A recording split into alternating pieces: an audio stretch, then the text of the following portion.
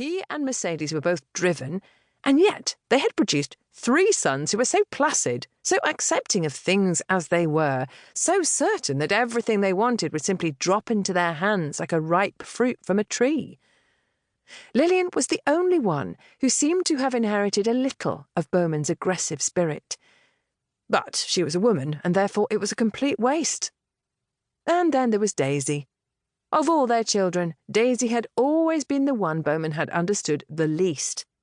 Even as a child, Daisy had never drawn the right conclusions from the stories he told, only asked questions that never seemed relevant to the point he had been trying to make. When he had explained why investors who wanted low risk and moderate returns should put their capital into national debt shares, Daisy had interrupted him by asking, "Father, wouldn't it be wonderful if hummingbirds had tea parties and we were small enough to be invited?" Throughout the years, Bowman's efforts to change Daisy had been met with valiant resistance. She liked herself the way she was, and therefore trying to do anything with her was like attempting to herd a swarm of butterflies, or nailing jelly to a tree. Since Bowman had been driven half mad by his daughter's unpredictable nature, he was not at all surprised by the lack of men willing to take her on for a lifetime. What kind of mother would she be, prattling about fairies sliding down rainbows, instead of drilling sensible rules into her children's heads? Mercedes jumped into the conversation, her voice taut with consternation. "Dear Mr. Bowman, the season is far from over. I am of the opinion that Daisy has made excellent progress so far. Lord Westcliff has introduced her to several promising gentlemen, all of whom are exceedingly interested in the prospect of gaining the Earl as a brother-in-law." "I find it telling," Bowman said darkly, "that the lure for these promising gentlemen is to gain Westcliff as a brother-in-law, rather than to gain Daisy as a wife." He pinned Daisy with a hard stare. "Are any of these men likely to offer for you?" "She has no way of knowing," Mercedes argued. "Women always know such things. Answer, Daisy. Is there a possibility of bringing any of these gentlemen up to scratch?" His daughter hesitated, a troubled expression appearing in her tip-tilted dark eyes. "No, father," she finally admitted, frankly. "As I thought."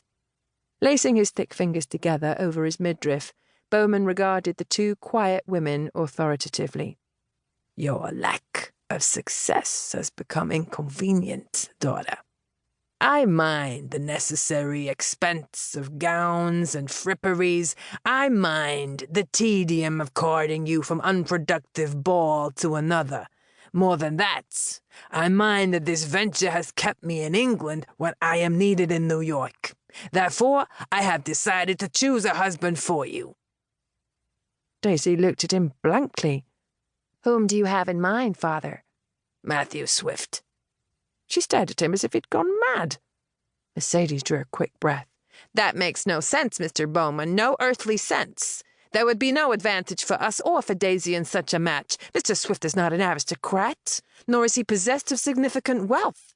"He is one of the Boston Swifts," Bowman countered.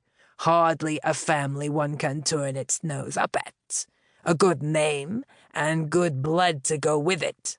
More importantly, Swift is devoted to me, and he has one of the ablest business minds I've ever encountered. I want him as a son-in-law. I want him to inherit my company when the time comes." "You have 3 sons who will inherit the company as their birthright," Mercedes said in outrage. "None of them gives a damn about the business. They haven't the appetite for it." Thinking of Matthew Swift, who had flourished under his tutelage for almost 10 years, Bowman felt a pang of pride. The boy was more a reflection of Bowman than his own offspring. "None of them has the full-blooded ambition and ruthlessness of Swift," Bowman continued. "I will make him the father of my heirs." "You've taken leave of your senses!" Mercedes cried hotly. Daisy spoke in a calm tone that neatly undercut her father's bluster. "I should point out that my cooperation is necessary in this matter, especially now that we've progressed to the subject of begetting heirs. And I assure you, no..."